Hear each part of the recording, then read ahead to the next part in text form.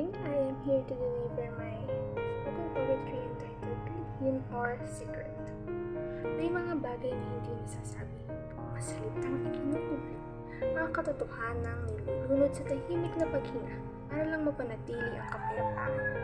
May lihim akong dala, isang kwentong isinisiksik sa pinakaloob ng aking dibdib, nakakulong sa pader ng aking isipan, takot na kapag bumunyag ay mabago ang lahat. Hindi lahat ng lihim ay masama. Minsan ito ay ang kaligtasan. Pag-amin na hindi kayang maibunyag sa mga taong maaaring husga.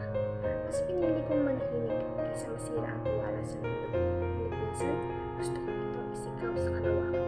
Ipasa sa hangin ng bigat na aking pasan. Dahil nakakapagod dito ang mabibigat na lihim na walang nakakaalam.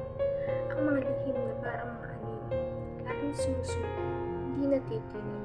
Kahit anong liwanag ang abutin, mananatili silang nakasilip sa kilid ng mga mata. Pero siguro darating din ang araw na ang lihim kong dala ay magiging kwento ng tapang. Hindi lang kailangan itago dahil sa wakas, natutunan kong ang